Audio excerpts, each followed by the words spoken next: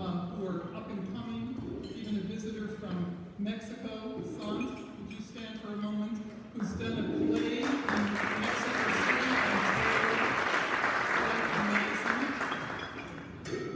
We want to thank as well the people who helped put this together in their remarkable way.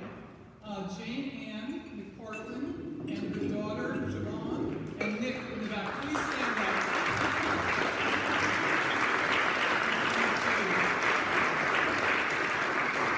And Jane Ann, and her daughter are keeping alive the tradition that Fanny DeBerry did for so many years at this association, namely flowers in the spring.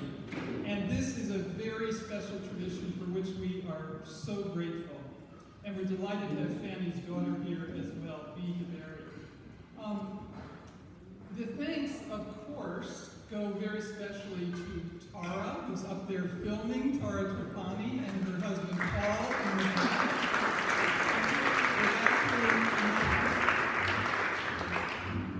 And we're delighted to have Michael Lawrence from Orbis, selling the Orbis books in the back, and so on. There's so many of you we would like to thank. We're delighted we have cousins here. We're thrilled we have a brother, Peter, and Sarah, his wife, Peter Tucker, and my very dear sister, Ann Tucker Roberts, and her husband for the first time here, and we're thrilled. I could go on and on. I want to thank very especially someone who's helped us all these years, and that is Martin Kaplan, without whom this work would be impossible.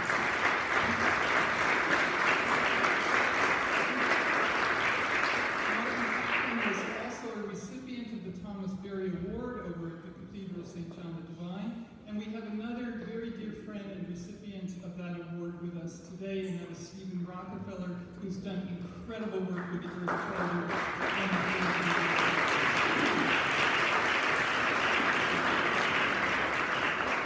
It would be impossible to be at Union and not mention two very special people, Tom Driver and Ann Barstow, who lived here for years, taught here and at Old Westbury, and really a legion, a legend here at Union, and of students who have been And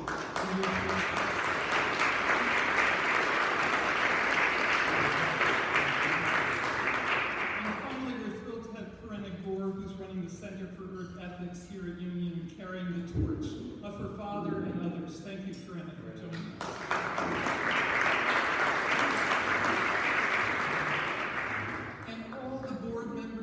Such an outstanding meeting this morning. Again, young, old, work, etc.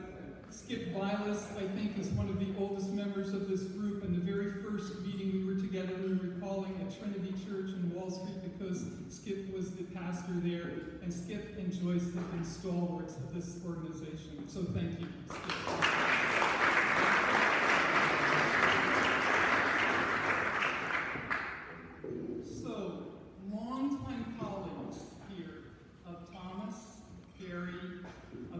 Teilhard are a great inspiration.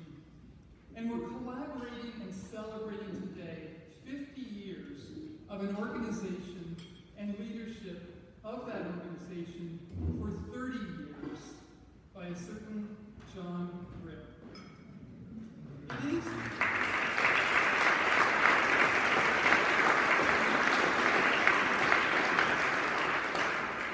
It is remarkable these days to have such longevity, given the difficulties of sustaining almost anything for decades, and this is 3 decades. As I read through the history of the American Teilhard Association to prepare for today, and it is on our website, so you can look at it there, I was struck by how difficult it was to sustain this organization financially for the first 10 plus years, especially when they were here in New York, paying rent and so on. So partly the rental space in New York was a challenge until the association moved up to the Riverdale Center, just up the Hudson where Thomas Berry's great center for religious research was. Now, a special anniversary took place on May 20th, actually, 1978, so some 40 years ago, when John Grimm moved the books and the papers of the American Teilhard Association from St. John's Episcopal Church over on the east side up to Riverdale. So we have a remarkable anniversary as well of that move 40 years ago. I remember it well. But I was also struck by various high points in the early years of the association. 1967 is such a moment at Fordham when there was a Teilhard meeting that was riveting. And Thomas Berry gave one of his very special papers there called Threshold of the Modern World. It was astonishing, standing ovation, a moment of grace, as Thomas would say. But also in 1971, there were two remarkable conferences. One was in San Francisco at the Palace of Fine Arts, an astonishing place. Mayor Alito was there. His son was influenced by Teilhard. Doug Chomsky, one of our former presidents and biologists, geneticist, was there. Leakey was there, the famous anthropologist, and so on. Connor Cruz O'Brien. That conference, again, a West Coast conference that was amazing in terms of the people there, the ideas that were reflected upon. And then, that one was in May, and then in October of 1971, there was a conference right here in New York at Riverside Church, next to us. It was a Hope Conference, which sounds just what we need once again, right? A conference of hope where the famous theologians from Europe were there, Moltmann, Pannenberg, Metz. Then the process theologians like John Cobb and Daniel Day Williams, Don Gray, Phil Hefner, and Joseph Sidler speaking for the Teilhardians. 2,500 people attended. 2,500 people, and as Moltmann said, where did all these people come from to hear theology at 9:30 in the morning in Riverside Church? Quite a moment. There was also an astonishing outpouring for Teilhard and these ideas in 2005 with the 50th anniversary of Teilhard's death. At the UN, 1,000 people joined forces, including 200 from Europe. The head of the IMF was there, the head of the World Business Council on Sustainable Development. The French intellectuals really came out for Teilhard. And right over at the Cathedral St. John the Divine, 1,400 people were there. Fordham and Iona had amazing conferences at that point as well. So, as we go forward with your help and that of the next generation, we want to thank John Grimm for leading us through these last 3 decades with grace, dedication, and humor. There's almost no one, I think anyway, who could have brought forward his particular leadership skills of inclusivity, of listening, and most importantly, of tending to all the details of membership, Teilhard studies, the Teilhard perspective. He is assisted in that, of course, by Kathy Duffy and Tara and others, but every detail John oversees with amazing care. So today, we are going to hear his reflections on Teilhard and Thomas, 2 remarkable thinkers whose vision, dedication, like John's, can and is changing the world. Welcome, John Grimm.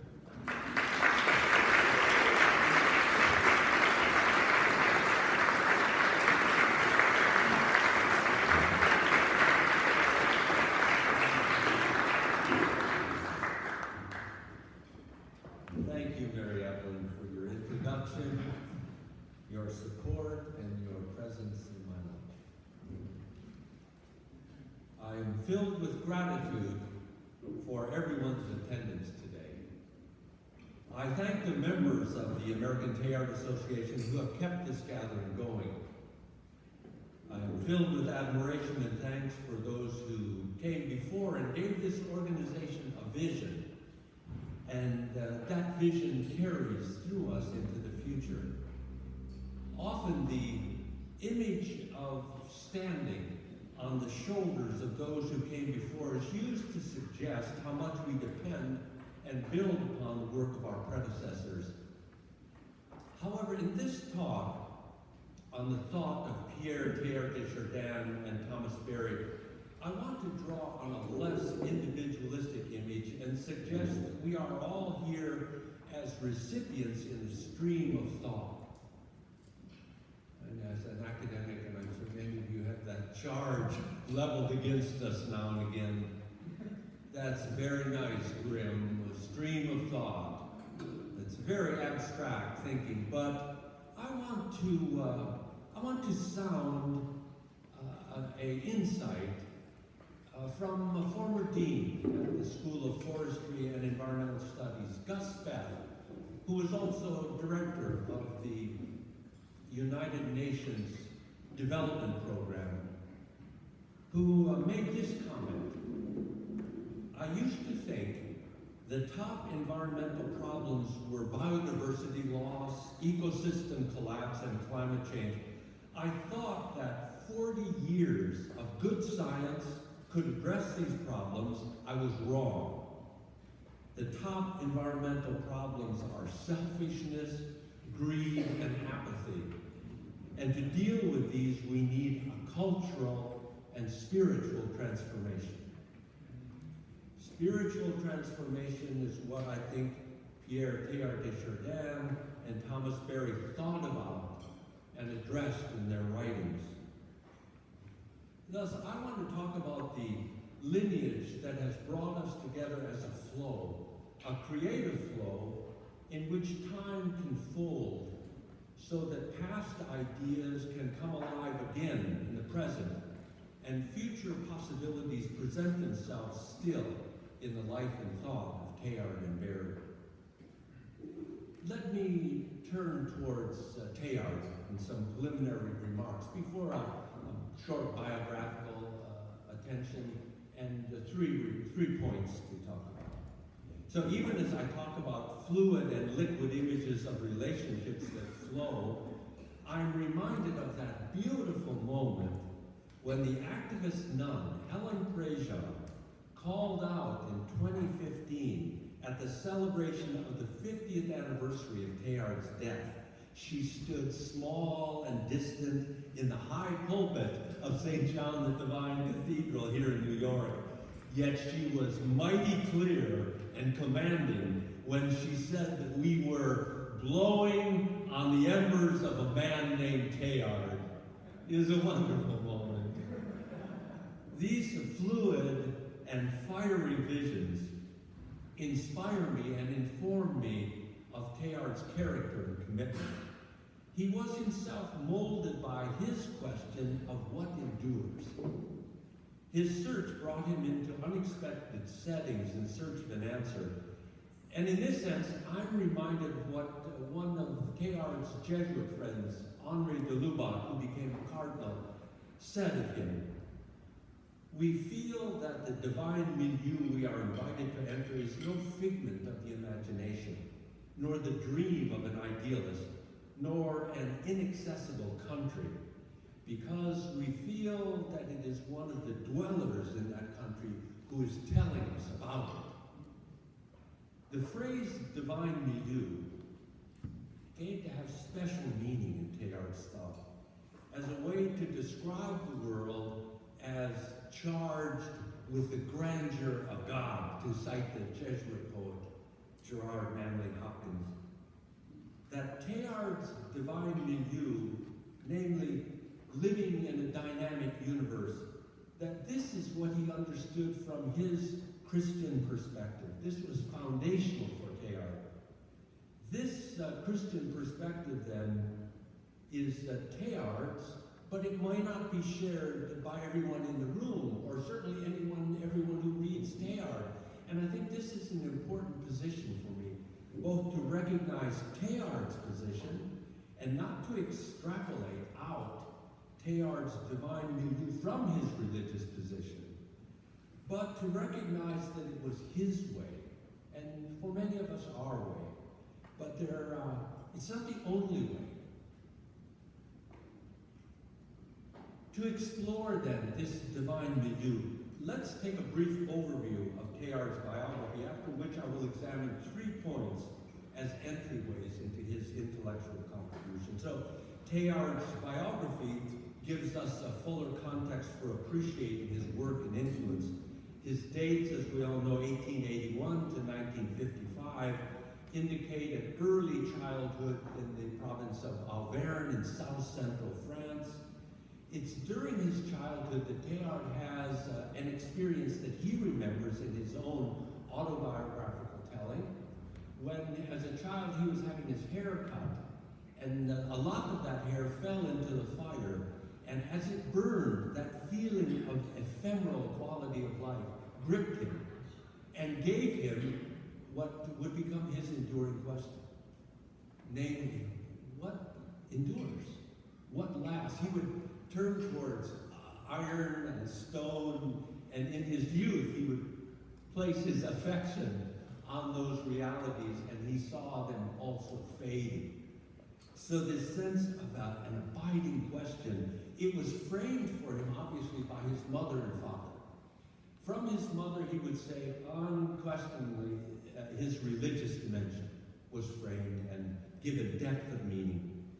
That depth of meaning carries throughout Teilhard's life and his work, especially the image of the heart, the sacred heart, a very pietistic image in his childhood, but how Teilhard would develop it in his thought. Similarly, the sense of cosmic Christ, listening to the readings of the Pauline epistles and hearing this indication of a larger imagery of the Christ personality. This obviously affected Teilhard. Along with that, his father's influence, moving through the volcanic region of the province of Auvergne. I was reminded again as I looked at some visual images of Auvergne. I mean, I definitely want to go visit. It's so intriguing, the beautiful old volcanic cones.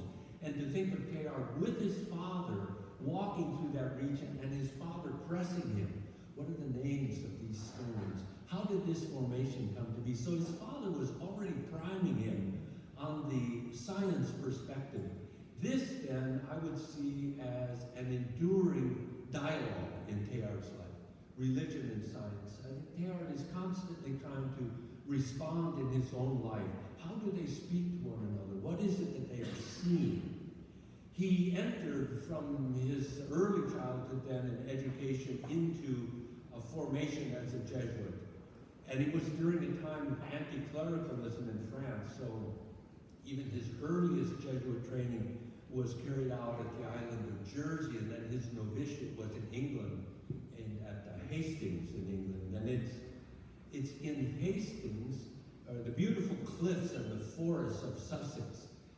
They had such effect for Teilhard because it was there that he read Henri Bergson's Creative Evolution. And this was a pivotal moment because Teilhard became utterly transfixed by the idea of evolution. But even as I say the word idea, I find it's inadequate because Teilhard himself talks about the cliffs and the forest as literally shimmering with this sense of change and the movement, the transformation over time. So again, Teilhard is carrying forward these questions of religion and science, and he's now anchored in this sense of evolution as having deep affect, deep feeling for him. He returns then from his novitiate and will undergo ordination in France immediately before World War I. Because there are sufficient chaplains, priests to be chaplains, he does not take that route, but he volunteers to be a stretcher bearer.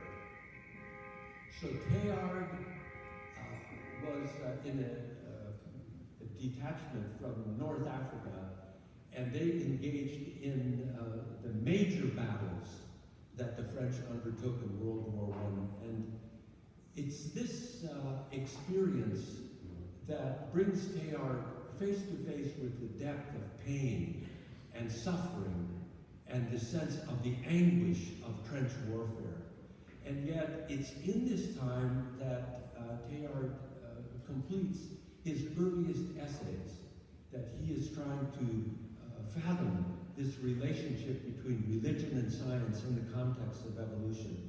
So Teilhard sees this encounter and the pressures of war as speaking to him about the evolutionary dimension.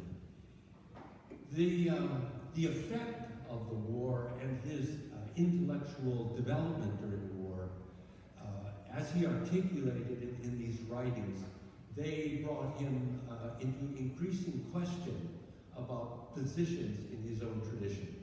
The Catholic tradition was at that time focused on a Genesis reading of the origin of the universe, the origin of the earth, the origin of the human, and the concomitant sense of fall, or the sense of the world as fallen. These were called into question by Teilhard, and his early writings, as they came to his superiors, became unacceptable, or at the best they were questioned. And so Teilhard willingly, in 1923, accepted an invitation to go to China. And he began his fossil hunting with fellow Jesuits in the deserts north of Beijing and into Mongolia. But it's during this exile in Asia that he would articulate the second wing that he felt was formative of his intellectual life. The first wing, World War I, and the second wing, Asia. So it's interesting to pick up on Teilhard's sense of what would happen in the late 20s. Literally, he was then asked by his order in the Vatican to leave France, and he went back to China. And during this exile in Asia, then, he undertook his scientific writings and his religious writings. His scientific writings would be published during his life. His religious writings were not. They were not published until after his death. Two books that, well, I guess they proved me wrong immediately. He published The Divine Milieu, which was an effort to reflect upon evolution in a more traditional Catholic context, and especially bringing to bear a mystical perception that had come out of World War I. And then The Human Phenomenon, which was not published during his life. That is an effort to articulate his scientific understanding of universe emergence, especially focused on the human. So the exile that Teilhard entered into in the late 20s continued throughout his life. He missed the death of many of his brothers and sisters, his parents. He would occasionally visit back to France. They were very brief visits. He ended his life here in New York City. He had offices at the Venner Gren Foundation here in New York, and he interacted with scientists at the American Museum of Natural History. So his life was extremely varied and challenging, but I believe there are a number of points of entryway into Teilhard's life, and I've chosen three not arbitrarily, but in understanding that there are many other ways to enter his thought. But the three I've chosen are cosmogenesis, Teilhard's sense of evolution. The second, matter-spirit, Teilhard's sense of the dynamism of evolution, what's making it go. And third, action. So the human and the action in the world as indicative of a larger vision of reality. So let me return to cosmogenesis. This, for Teilhard, was the unfolding universe from the flaring forth at the beginning through galaxies to our solar system, life, and the human. For Teilhard, this is not a static cosmos, but a universe in dynamic movement. This is evolution. And to understand cosmogenesis in Teilhard, we need first to consider his experience of evolution. It was while reading Bergson, as I've mentioned, that he encountered evolution in a deeply meaningful way. Teilhard wrote in this way. I can remember very clearly the avidity with which, at that time, I read Bergson's Creative Evolution. All that I can remember of those days, apart from the magic word evolution, which haunted my thoughts like a tomb, which was to me like an unsatisfied hunger, like a promise held out to me, like a summons to be answered. All that I can remember is the extraordinary solidity and intensity I found then in the English countryside, particularly at sunset, when the Sussex woods were charged with all that fossil life which I was hunting. Cosmogenesis became a multivalent term for Teilhard, charged with many meanings. First, he took it as a scientific description of the unfolding universe. For example, he writes, "In the space of 2 or 3 centuries, the universe no longer appears to us as an established harmony, but has definitely taken on the appearance of a system in movement, no longer an order but a process, no longer a cosmos but a cosmogenesis." The central manifestation of cosmogenesis for Teilhard was increasing complexity consciousness in the universe. Complexity consciousness could be another entry point, and I could certainly have chosen that as one of the themes. It's a central concept for Teilhard. He realized from his scientific studies that evolution shows movement from lesser to greater complexity. I'm thinking of a visit in Jennifer Morgan's country down by Princeton and visiting with the scientists, cosmologists, and physicists who have given attention to the early universe, and at a meeting in which questions could be received from the floor. And the meeting was focused on this incredible dilemma, paradox. In the first 300,000 years of the universe, we had this radiated smoothness, this sense of a completely quiescent universe. And then you and I emerged. It became lumpy. And these physicists are just perplexed. What caused that lumpiness? And the responses, of course, are magnificent. The one that captured my heart was a density wave passed through the universe. That density wave arising from the quantum fluorescence. So the sense of gravity coming out of the quantum reality and sweeping across the universe. Greater complexity.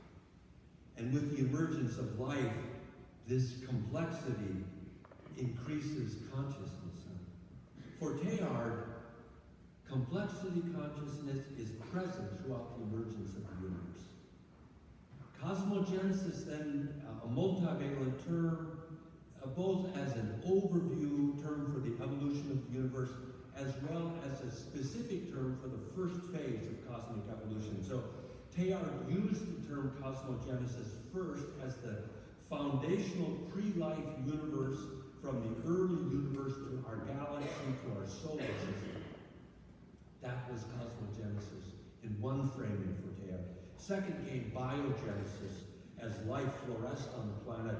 And finally, Teilhard's sequence settled on anthropogenesis, or human consciousness, which marked a seminal stage of evolution for him. Along with these distinctions, Teilhard also used the term cosmogenesis, as I've indicated, as a holistic overview to summarize and indicate all 3 stages.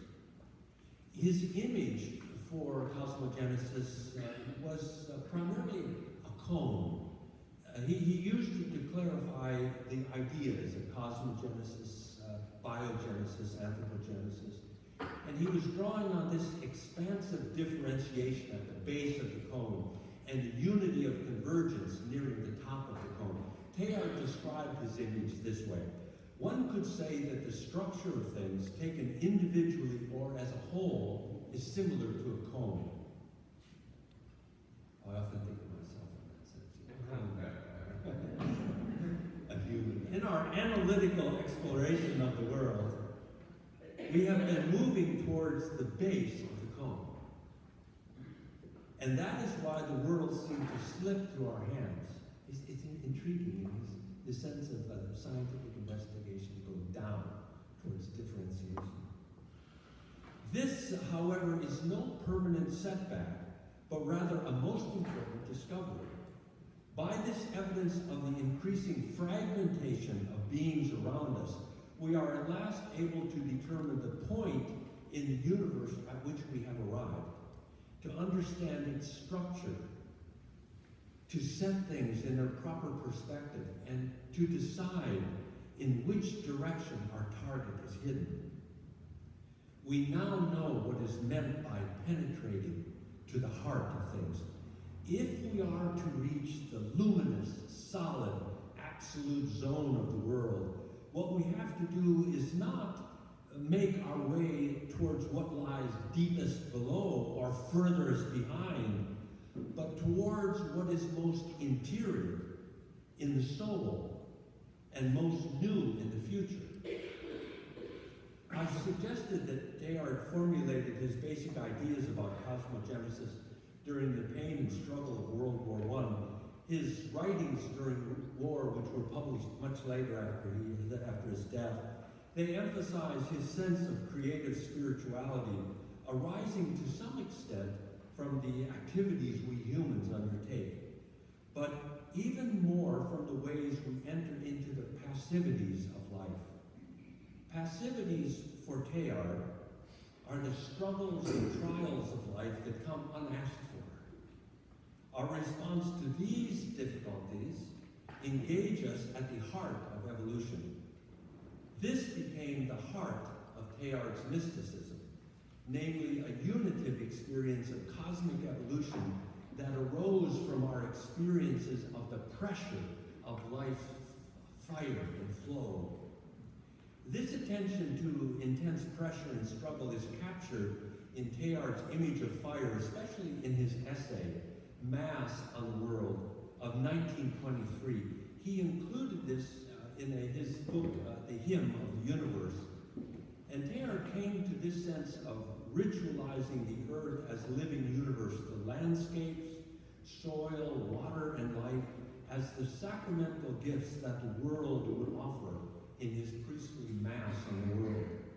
So it's interesting to recall that from World War I into the deserts of Asia, Teilhard often found himself without bread and wine to say the ritual Catholic Mass.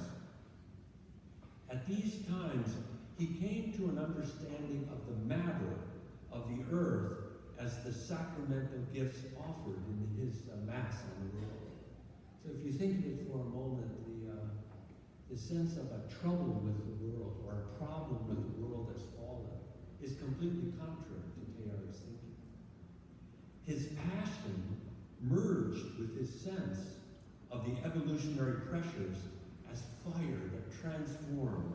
Some of this passion is expressed in one of his oft-quoted statements, namely, the day will come when after harnessing space, the winds, the tides, and gravitation, we shall harness for God the energies of love.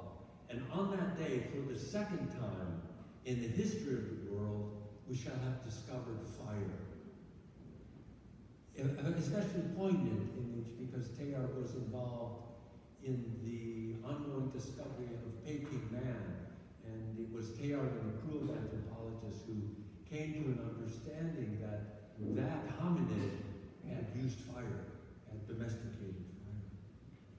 The first time. If Teilhard was centered on a mystical vision of cosmogenesis formed in his early childhood, he also formulated that vision in terms of the meaning of evolution for the human. Using the technical term hominid, Teilhard emphasized hominization, or what the human embodied as the pinnacle of the evolutionary cone. He wrote in this way, in reality, the human marks nothing less than the origin of a new era in the history of the earth. In humans, for the first time, in the realm open to our experience, the universe has become conscious of itself, personalized. There is a greater distance, in fact, between thought and simple organic life than between organic life and the so-called inanimate matter. The phenomenon of spirit has entered into a higher and decisive phase by becoming the human phenomenon. Hominization, then, for Teilhard is the progressive expansion of the universe within humans. Teilhard saw the increasing consciousness of humans fluorescing around the planet Earth as a new sphere of cosmogenesis. That is, the Earth was initially a barysphere of molten material that then shaped into the lithosphere of the Earth's surface, and further evolved into the biosphere of life. Hominization, as the expression of cosmogenesis in the human, gave rise to the noosphere, as Teilhard would put it, in relationship to Vladimir Vernadsky, perhaps, and borrowing back and forth here. And they arrived at noosphere from the Greek word for mind, or nous. Cosmogenesis then became personalized in the human for Teilhard, giving ultimate but not final expression to complexity consciousness in the universe. The dynamics of this process bring us to our second point, matter-spirit. In Western thought, matter and spirit had been radically separated. That is, matter was the stuff of the universe, and spirit was something spiritual and enduring that transcended the corruptible material world. Teilhard reconfigured these terms early in his thought as a way of understanding evolution that would have multiple meanings for the human.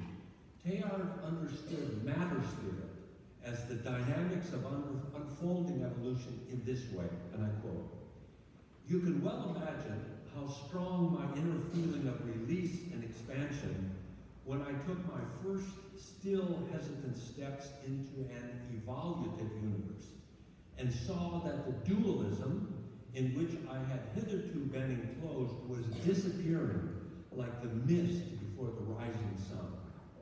Matter and spirit. These were no longer two things, but two states or two aspects of one and the same cosmic stuff." According to whether it was looked at or carried further in the direction in which, as Bergson would have put it, it is becoming itself, or in the direction in which it is disintegrating. Matter for Teilhard is that which is disintegrating, and spirit carries everything forward in the direction of that which it is becoming.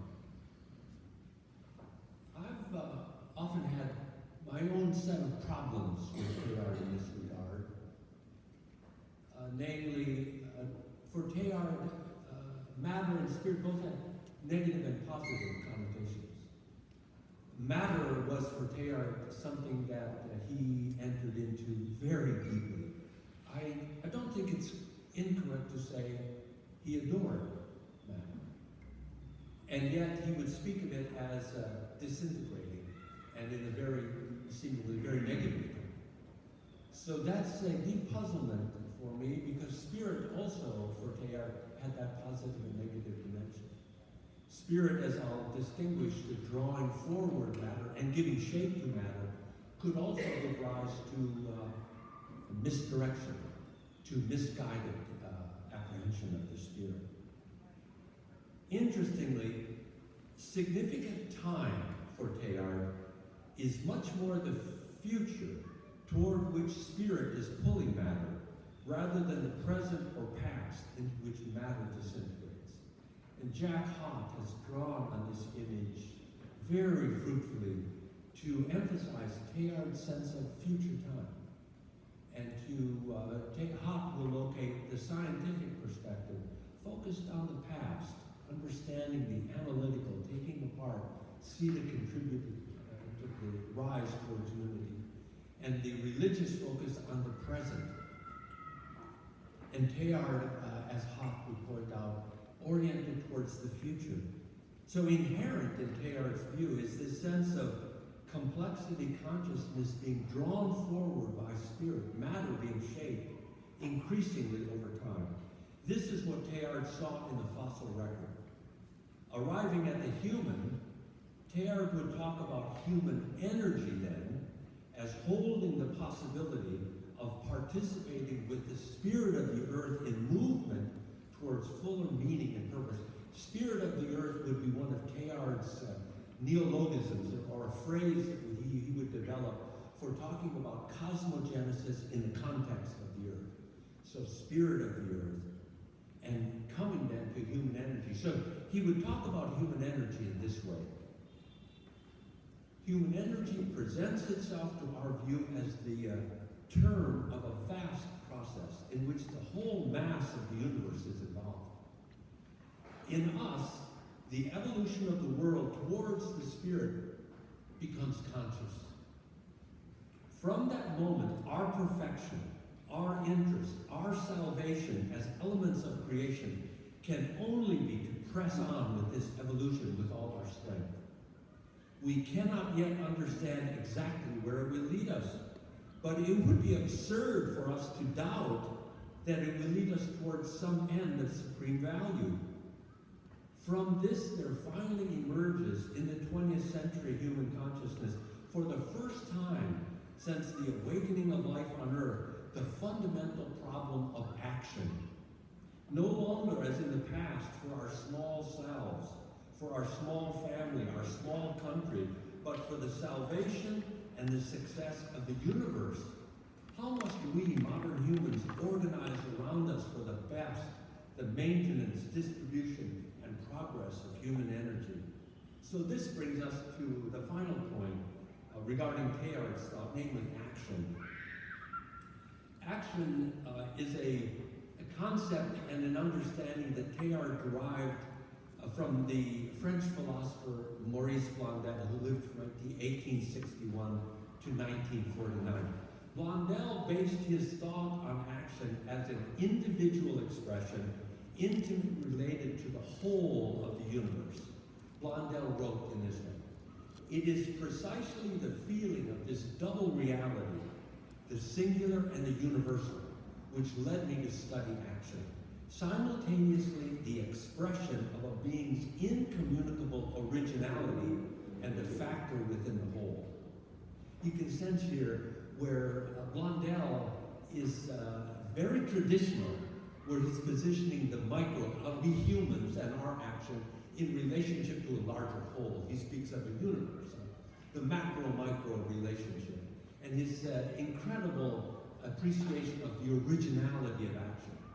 But Teilhard, of course, takes Blondel, his concept of action, and puts it in motion. So it's not just the micro-macro, it's the process between and the resonance. In every act, the universe is manifest. Thus, Teilhard's religious commitment brought him to see that, and I quote, "In action, I adhere to the creative power of God. I become coincidental with it. I become not only its instrument, but also its living extension." Teilhard took this view of action into his scientific research. Thus, the scientist working in the lab, the teacher in the classroom, the business person involved in transactions, or the farmer in the field, all this work or action was a religious act for Teilhard that connected us to the heart of the evolutionary cosmogenesis.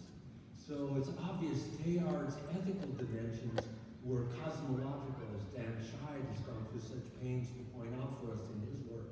This sense of the cosmological foundation of his ethics. And his sense that what we do in our life manifests in this larger universe presence. This is the vision that came to Thomas Berry.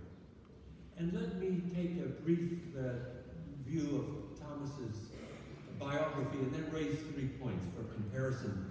Thomas Berry's dates 1914 to 2009 indicate his early childhood in North Carolina and what he would describe as an early experience of tension between the emerging industrial world coming to the south and the pastoral vision of nature that he inculcated in his youth in North Carolina.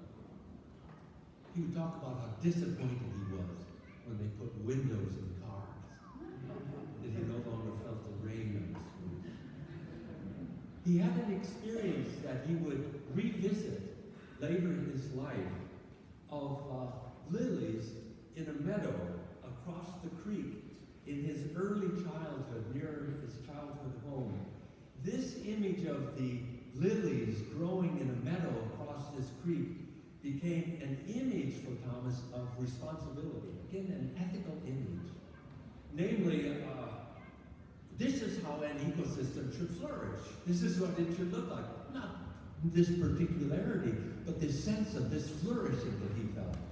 So a good politics, a good governance would assist this meadow and these lilies. A good religion would assist this meadow, and so forth. A good economics. This carried with Thomas as he entered then into religious life in the Passionist formative process. So they are a preaching order. And he went on with that order to get a PhD at Catholic University, which is unusual. As a preaching order, not all Passionists go on into academic training.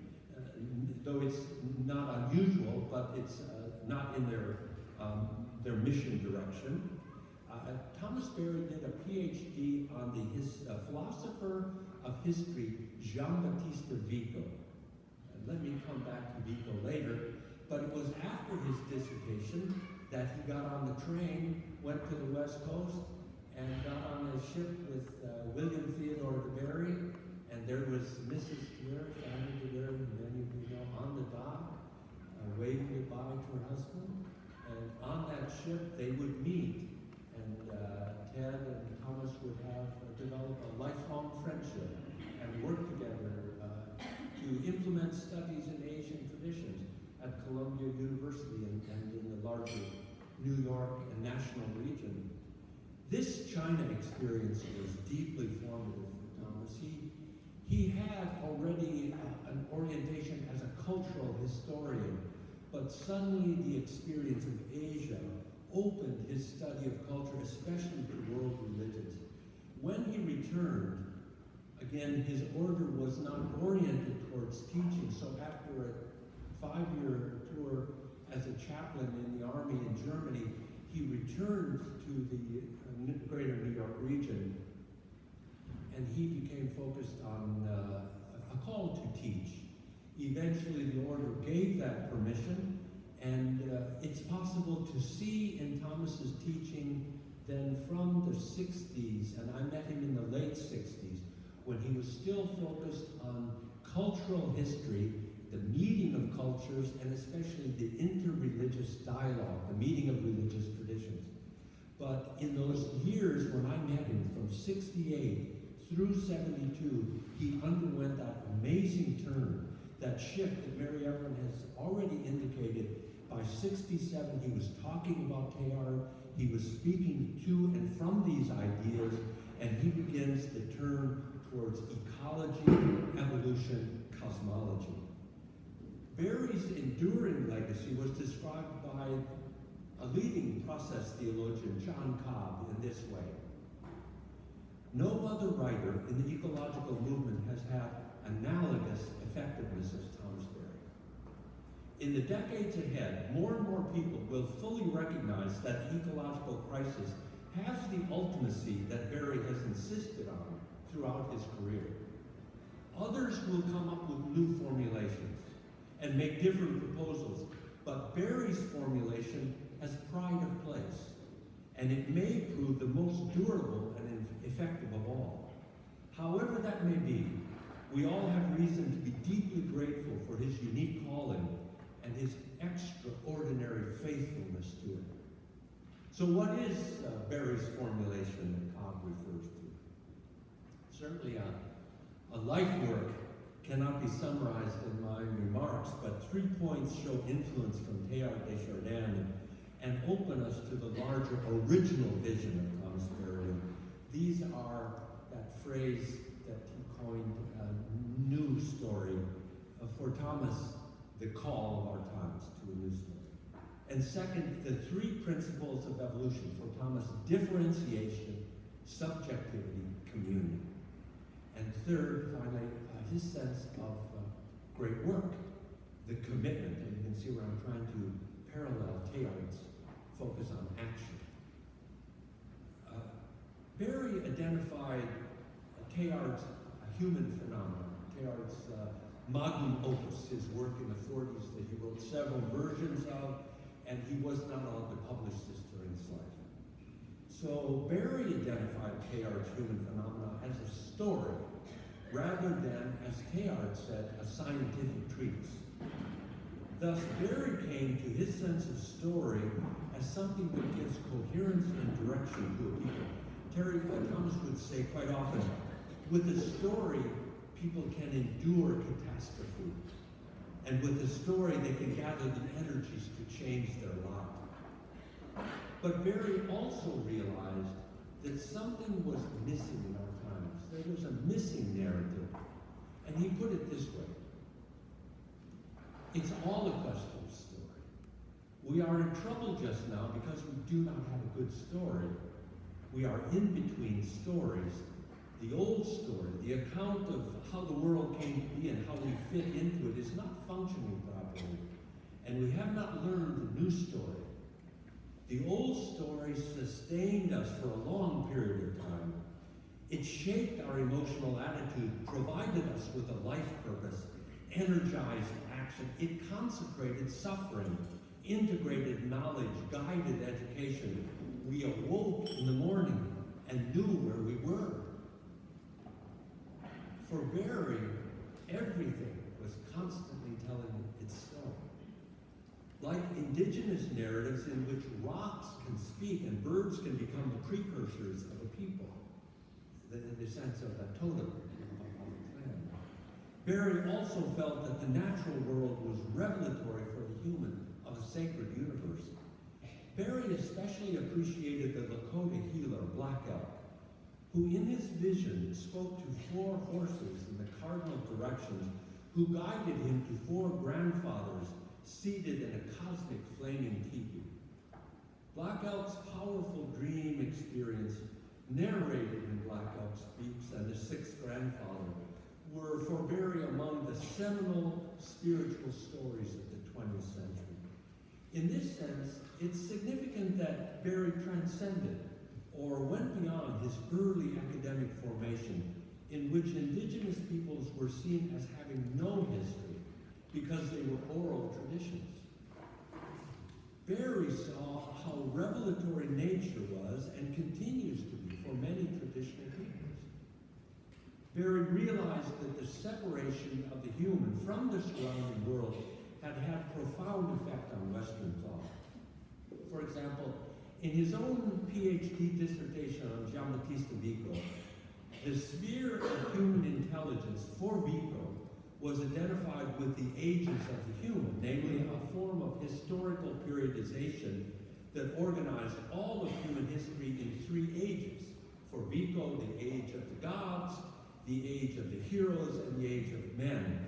As each age changed, and Vico was creative in this regard, as each age changed, the intention and meaning of human actions changed. So women having babies, people working in the fields, raising crops, organized religious ritual activity, all of this, as the age changed for Vico, an understanding would change of these activities. This sense of ages and the radical change in the ages are central to Barry's historical insight. But what is amazing is that he went beyond the exclusively human-centered focus of the ages and expanded his sense of story into the larger cosmos. Everything is telling its story. So Thomas also shaped by academic training that challenged him to see beyond it, to go beyond it. And the sense that the insights that came to him then from attending to the stories of reality bring us to our second point in considering Thomas Barry's intellectual contribution, and that's his sense of the principles of evolution, differentiation, subjectivity, and community. These are the manifestations of the universe for Barry, his understanding of how the universe presents itself. So I'd like to consider it in terms of Thomas's words himself. He writes, "These governing principles of the universe have controlled the entire evolutionary process from the moment of its explosive origin some 14 billion years ago to the shaping of the planet Earth, the emergence of life and consciousness, and so through the various ages of human history. These principles upon which the universe functions functions are three: differentiation, subjectivity, and communion. Differentiation is the primordial expression of the universe. In the fiery violence of some billions of degrees of heat, the original energy dispersed not as some homogeneous smudge or jelly-like substance, but as radiance and as differentiated particles that were further shaped into the galactic systems, our own solar system, and planets. Life on Earth finds expression in an overwhelming variety of manifestations. The second primary principle is that of increased subjectivity. From the shaping of the hydrogen atom to the formation of the human brain, interior psychic unity has consistently increased along with the greater complexification of being. You can hear echoes of Teilhard's complexity consciousness. I continue. This capacity then for interiority, subjectivity, interiority, involves increased unity of function through ever more complex organic structures. Increase in subjectivity is associated with increased complexity of a central nervous system. In this manner, planet Earth becomes ever more subject to the free interplay of self-determining forces. With subjectivity is manifest the numinous quality that has traditionally been associated with every differentiated reality of the universe. A third principle of the universe is the communion of every reality of the universe with each other. Here, our scientific evidence confirms, with a magnificent overview, the ancient awareness that we live in a universe, a single, if multiform energy event. The unity of the entire complex of galactic systems is among the most basic experience of contemporary physics. Although this comprehensive unity of the universe was perceived by indigenous peoples and traditional peoples, nowhere was the full quantum entanglement and genetic relatedness of the universe presented with such clarity as by the scientists of the 20th century. As the dynamics of the living universe, Barry saw that this process calls for the active attention and profound commitment of humans. Activating a deeper awareness of human action was Barry's call for a commitment to the great work. So my final point here, great work as action.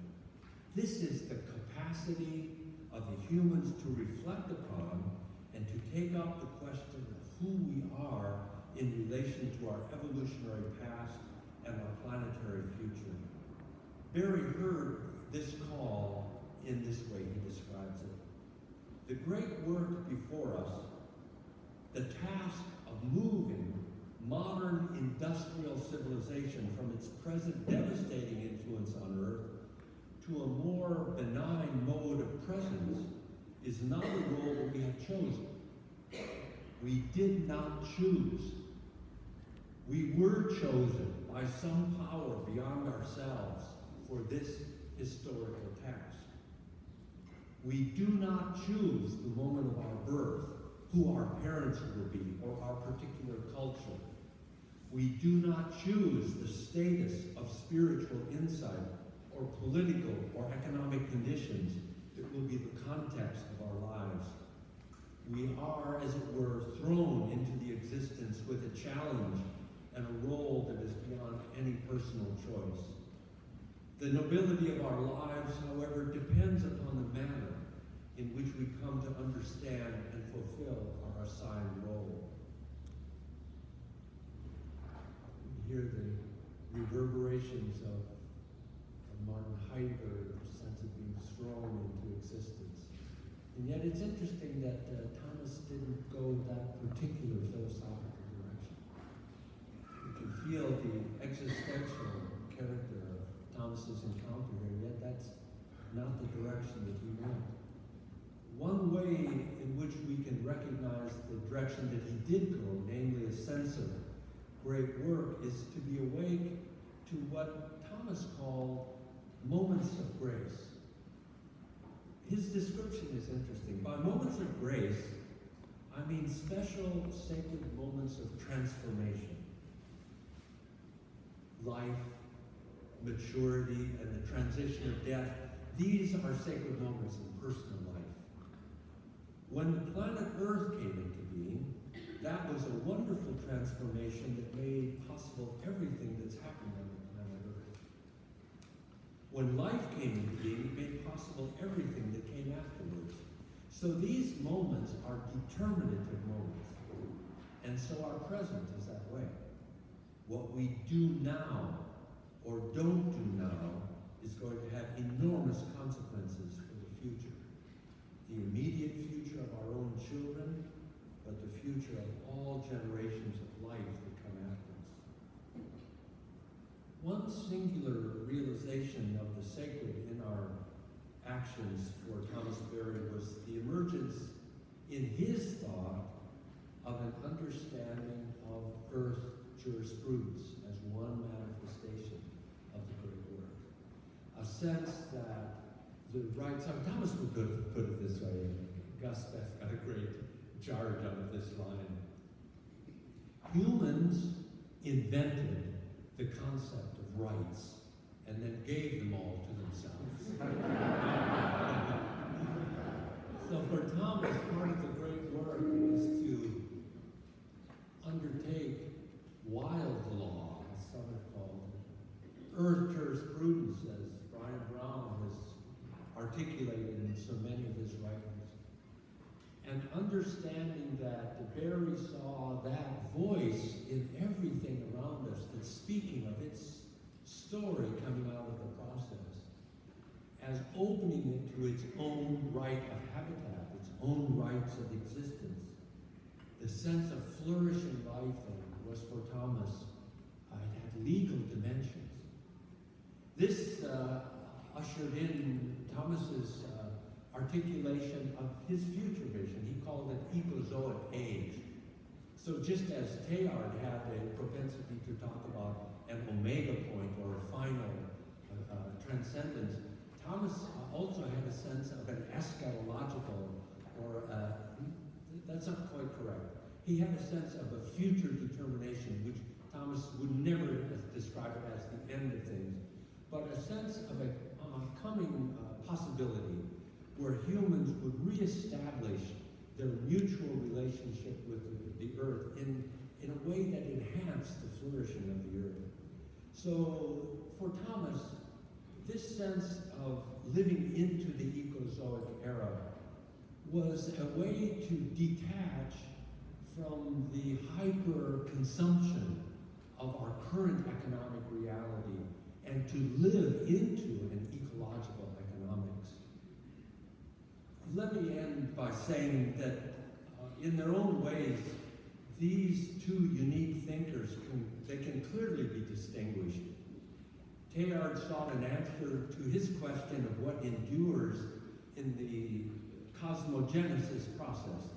This was the unity experience, and this again was one of Teilhard's favorite phrases, unity differentiates. You can hear where Berry is also influenced in his differentiation, subjectivity, and communion. But this sense of the unity experience for Teilhard that generated a zest for life in the face of war and existential absurdity. This is has to be one of the finest contributions of Pierre Teilhard de Chardin. An enduring sense of living into the question with a zest for life. Berry drew on Teilhard's cosmology and forged a connection to ecology as a way to assist the flourishing life of the planet through a sustainable spirituality nurtured by human-earth interactions.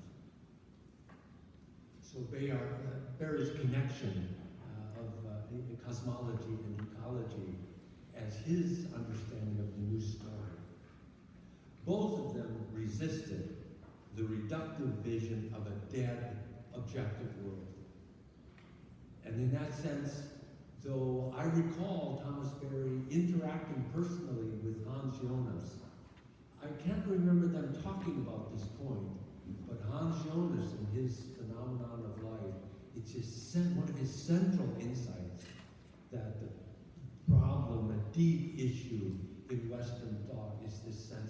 dead universe. Barry and Teilhard resisted that view. Both resisted the destructive vision of power dynamics that drew societies into consumptive economic dreams of endless resource extraction. There's an issue here with Teilhard's commitment to progress, and I think it's important to realize that his thinking, formed out of that French philosophical emphasis on progress, tuned him to technological development as definitely part of the unfolding evolutionary future of the human. But even Teilhard had a very clear sense of population pressures and the demands of extractive economies. Both of them shared a vision of a living universe that lit up human intelligence and called our action that was responsive and responsible for the dynamics of evolution in the world. So let me end with Thomas Berry's, his view of this hope. This is the penultimate paragraph in the little essay, The New Story. The basic mood of the future might well be one of confidence in the continuing revelation that takes place in and through the earth. If the dynamics of the universe from the beginning shaped the course of the heavens, lighted the sun, and formed the earth, if this same dynamism brought forth the continents and seas and atmosphere, if it awakened life in the primordial cell and then brought into being the unnumbered variety of living beings and finally brought humans into being and guided us safely through the turbulent centuries, there is reason to believe that this same guiding process is precisely what has awakened in us our present understanding of ourselves and our relation to this stupendous process. Sensitized to this guidance, we can have confidence in the future that awaits the human venture. Thank you very much.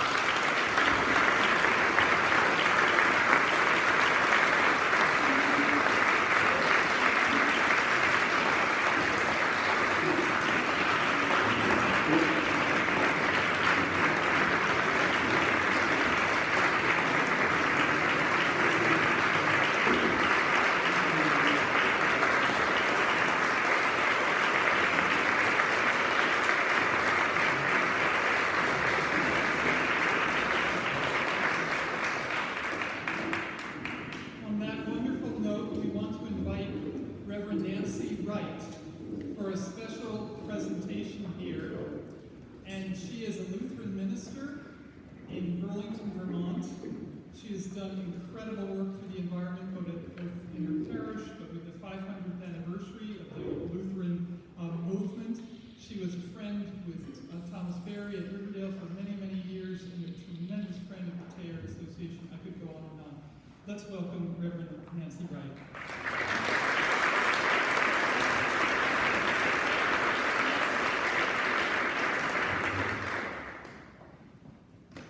John has just said in his moving talk, when Pierre Teilhard de Chardin set out to tell his own story, one question especially engaged him. What endures and carries us forward?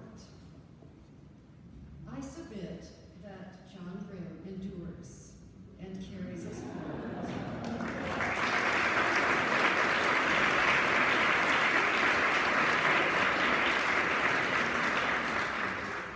John endures in linking us all to Native Americans, especially the Crow people, who first loved and cared for this land and teach us reverence for earth. John has endured in the 4-day Sundance on the Crow Reservation, fasting and praying with all the prayers brought to him by his friends and colleagues. John endures with his wife, Mary Evelyn, to create 10 volumes of the World Religions and Environment series. and the 10 conferences at Harvard that inspired them. John endures and carries us all forward in his love for his students, his penetrating articles for Teilhard perspective, and his responsibilities as president of the American Teilhard Association. He endures and carries us forward in all of his many publications, many co-authored with Mary Evelyn. Further, as John has said in his talk, Teilhard's insight into matter spirit was of endurance as integral to everything else that it changes.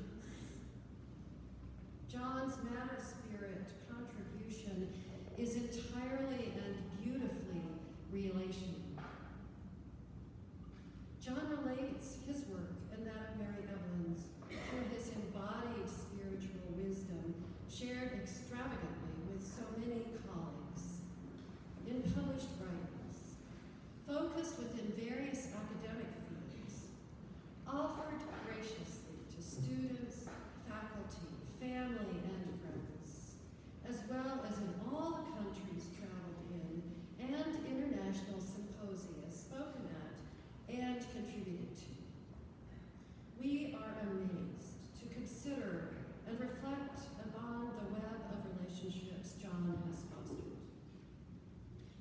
Yet John does so not with breathless intensity and anxious concern, but with levity, care, and deep insight.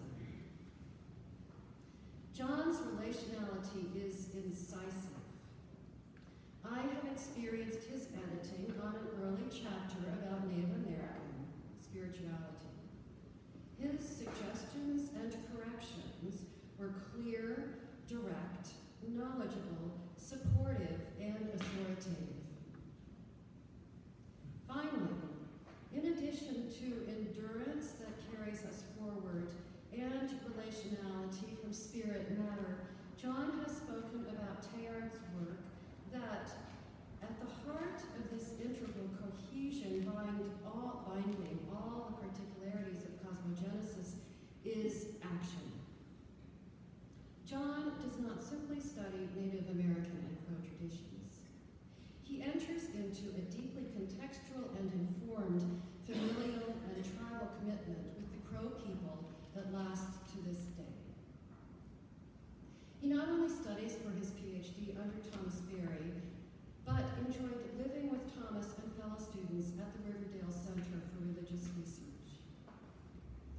He, through his many commitments, promotes the great work to enhance the Earth community, and he attends to the importance of social justice and to a deep understanding of Thomas Berry to bring the great work to fulfillment in care of Earth. We are privileged to know John as we grow and are nourished through his endurance that carries us forward, his warm relationality, and his commitment toward action. John is part of sacred evolution, and we are privileged to know, to love, and to be loved by him. Let us so honor John.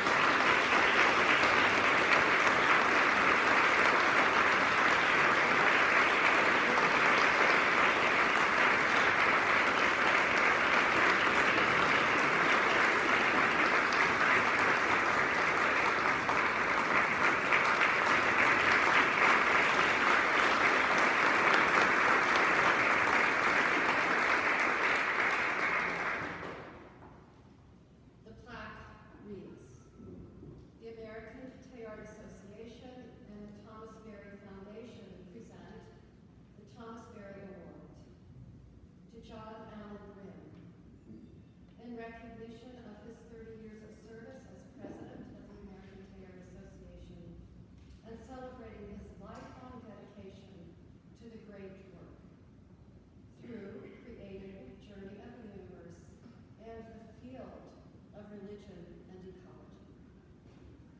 Union Theological Seminary at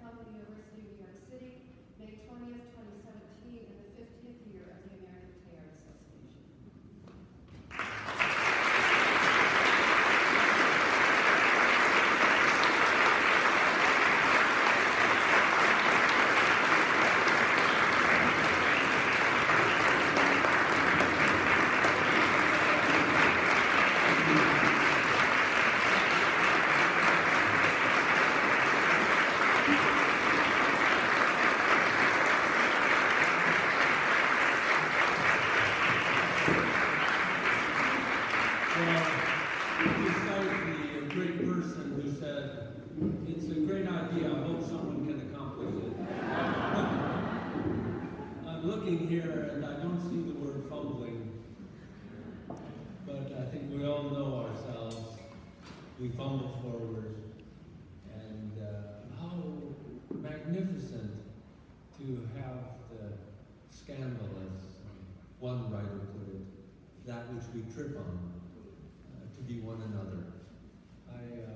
I'm reminded of that novel of Bernanos, where he had a character who she was drawn by love and had to leave the marriage. And in that 1930s Spanish Catholic atmosphere, it was tantamount to indelible stain. Her life would be forever, ruined, but for her she saw love. And as she left, she took off her shoes as she was going out the front door of that house. And she hung them on the hands of Mary. And she said, may I never go forward without realizing with every stumbling step. I feel that at this moment. I feel it with all of you, and I feel deep appreciation with Mary Evelyn. Our journey together is a magnificent experience. Thank you.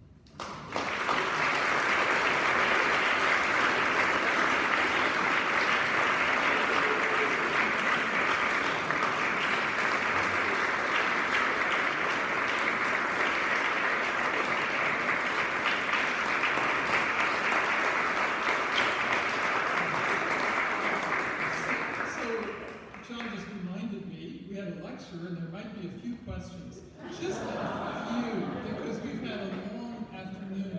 But I do want to say, for those of you who might want to share this with friends, Tara has been filming this, and also the latest Teilhard perspective, some of which are in the back, and you can take them along, has some of the essence of this talk in it, and of course it will be published as well. We really, in the Teilhard studies, yes. Thank you.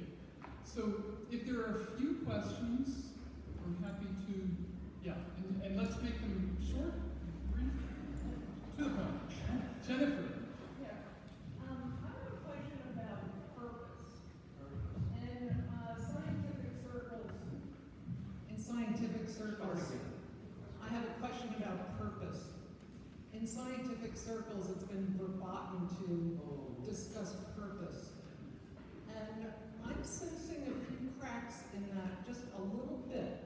And I was just wondering what your perspective is. Well, thank you, Jennifer. It's perhaps the question of our times, isn't it? Teleology, short-term teleology has been acceptable in the scientific community for some time. My inner organs function with an end and purpose. So that sense of intentionality in the short term has been acceptable, but long term has been problematic because of the hand reaching across to touch Adam. That sense of an outside force or a vitalism from outside giving purpose and direction to the universe is still totally unacceptable.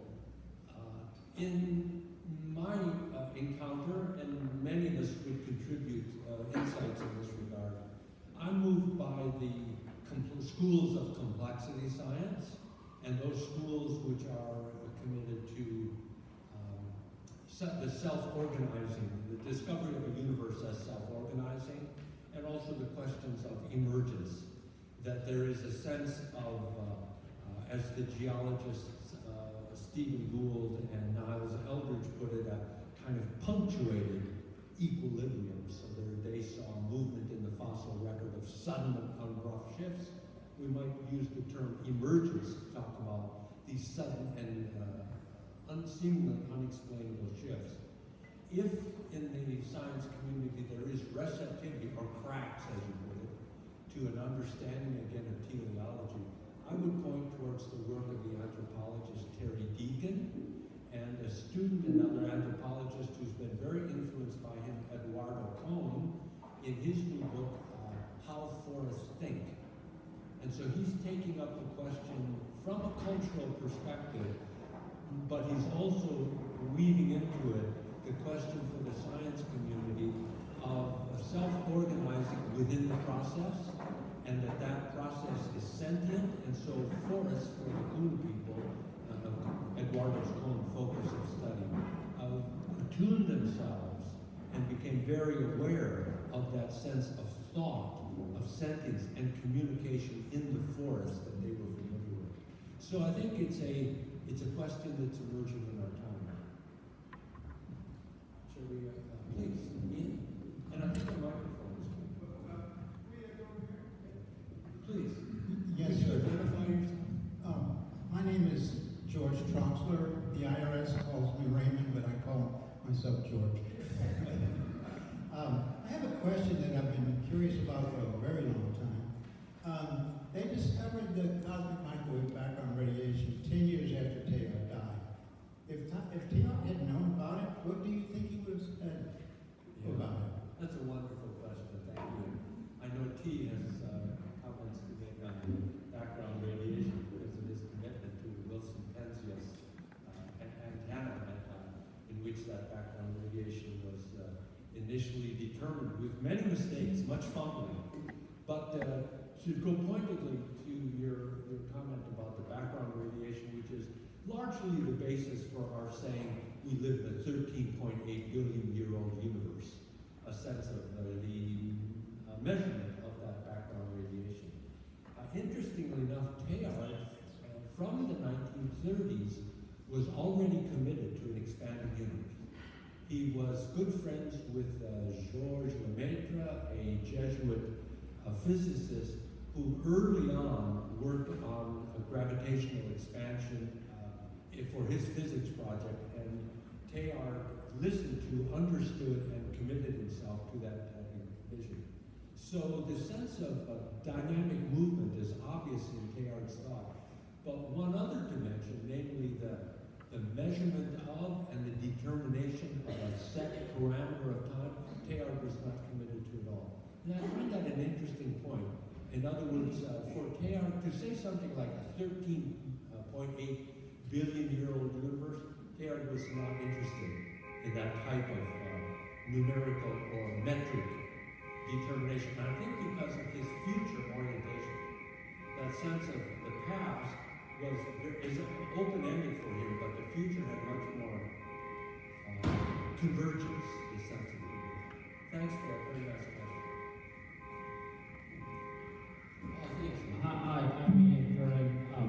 My question is about the dissonances between Barry and Teilhard.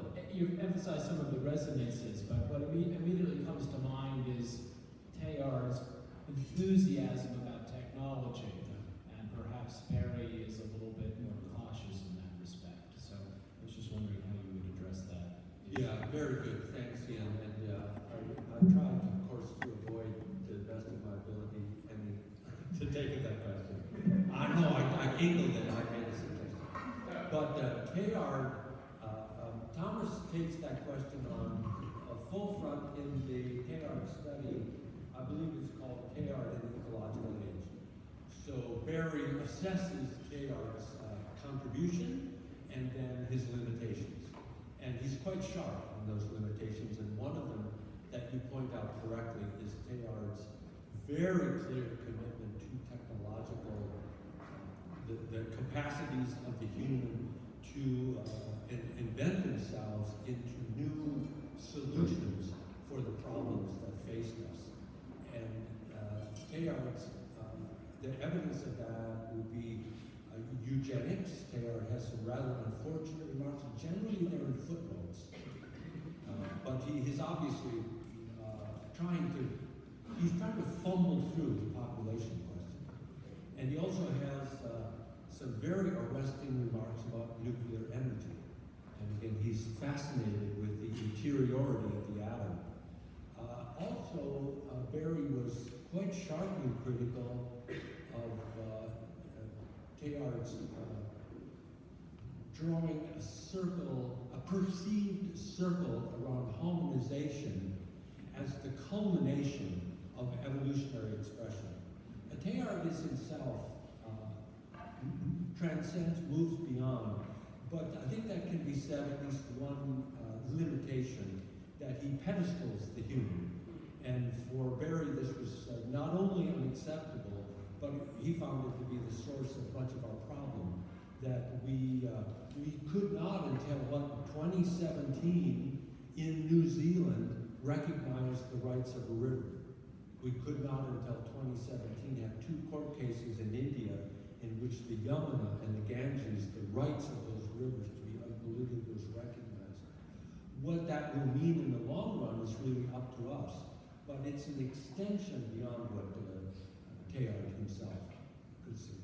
And again, that Teilhard study is a very fine document on this particular point, dissonances. There's a question. Oh, thank you. Ron Fitz, John, very wonderful lecture with such a wonderful tenderness to the life of our universe. I want to suggest, however, that to see the journey of the universe as finite is maybe incorrect. Some of us who work in theoretical physics and Acadian cosmology see the universe in the finite, all finite remains, spatially and temporally finite, is embraced within eternity, temporal eternity, and spatial infinity. And all finite domains are interacting with their beyond. So I think the sense of extended care and eventual life can be seen also not just in terms of the mythologies that prevail in 20th century physics, but emergent philosophies that may embrace all finite things, including the journey of the universe within the broader, infinite and eternal organic interaction. That's marvelous. People would want to try and refute, no sense of refuting, but I do hear also the sense of limitations in Teilhard's perspective in this regard. I think to some extent it's his training as a geologist, physical anthropologist, that did not bring him into those issues. I would encourage you, I would love to have, in the Teilhard perspective, to have a statement of what you just said. It would be wonderful for all of us to puzzle over the points you just made. So I'm very receptive to that. My email is very simple, john.grin@yale.edu. Send it, and let's do that. I also would situate Teilhard and Barry to some extent in the limits of their audience. I mean, in my understanding, I think that the African American community and its diverse expressions about New Story, I'm waiting for the expression from the African American. I'm waiting in the Latino community for expressions that we find, in the Journey of the Universe interview series. But Carl Anthony, has a book that's coming out this fall called Race, Ecology, the Hidden History of Race, Ecology, and Cities. And Carl Anthony is one of the founders of environmental justice. He's an architect and so on. This book brings together the cosmology, the interest in cities, and environmental justice. It's astonishing work. Carl Anthony. And my reason for going in this direction was to indicate the limits of Teilhard and Thomas in those who interacted and pushed back against their work. So we really need to have those type of interlocutors who raise penetrating questions. I think one more? Two more in the back also.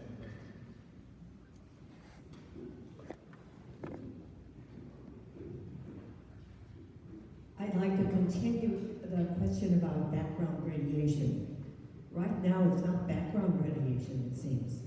We are surrounded, and I was just walking in Upper Manhattan today, and the person I was with lives there, surrounded by cell phone towers. There have been laws now passed that you can't complain about this kind of radiation.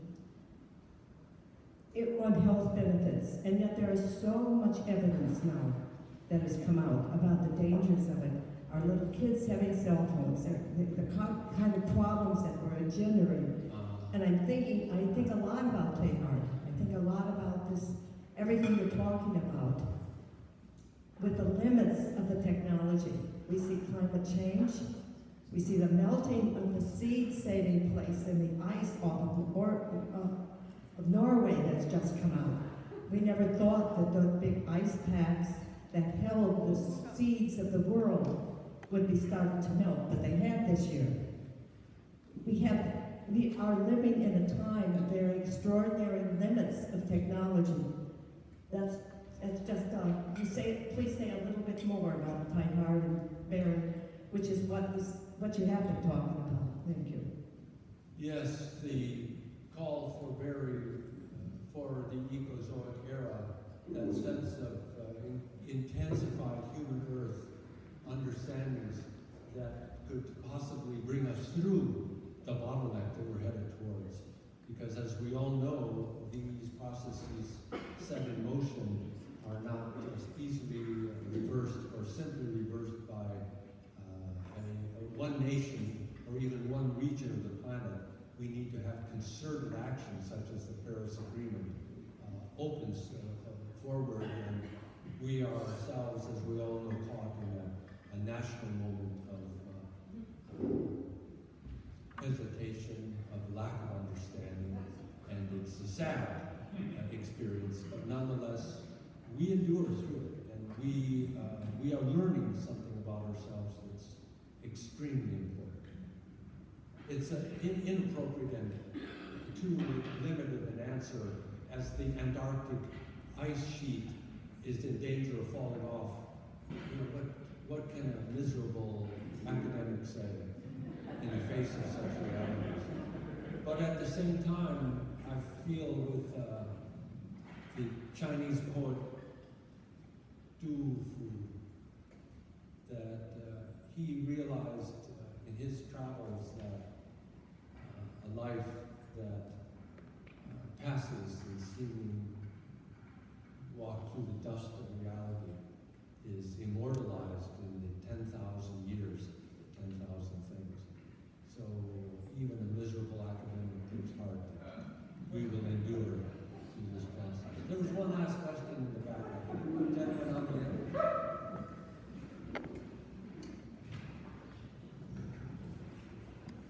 Thank you very much for a very inspiring speech. My question is on consciousness. You began your talk on consciousness, complexity consciousness, and really perhaps the crisis we're experiencing now of consciousness. My question is, your ideas on how to raise levels of consciousness, especially among youth who are perhaps more engaged in technology and ephemeral, short-term elements, reality, immediate gratification, versus a longer-term consciousness. I'm just curious on your views on elevating that consciousness, and I would also just like to mention that there is a project using technology to elevate consciousness, using kind of social networks and to try to, instead of to try to ride that wave of technology to bring people to elevate consciousness. But I'm just wondering if you have any thoughts on. I'm John again. Who are you? I'm sorry? I'm John. I'm sorry, Peter. My name's Peter. Peter, your final comments make me want to sit down and have a conversation because you've got a lot to say about this. I have a feeling you're even working with youth in this regard to explore interiority or to explore their inner life rather than just all of this is coming at them. That's exactly the idea. The Haudenosaunee elder, the Iroquois elder, Oren Lyons, in his remarks of the last 2 or 3 years, he has this incredible image of waving his arms and saying, do any of us think about the trillions of bits of information that are flying 15 feet above our head? I mean, it's a powerful experience of this sense of the charge all around us and what effect it's having, as one of our questioners raised earlier.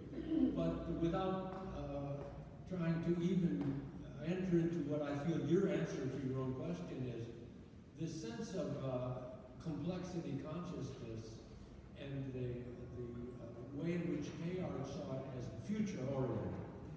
I think that's a very important point with young people too, to bring them to a sense of their own within, their own life as having future. And that's nothing new, of course, but what's the pathway towards that future? And I think those, the dimensions that Teilhard focused on in his divine milieu was the realm of passivities. And I think young people are interested when you say things to them like, that which kicks you in the rear, that's a real lesson for you. Or that passivity, that which you did not ask for, and which you have to endure. And then ask them, what is it that you endure? And we all know, our youth, we speak to one another when we feel comfortable. But to have that sense of reflection upon what it is that has come to them unasked for, they did not choose it, but they have to endure it instead of just sweeping it aside. It's complexity consciousness. Thanks.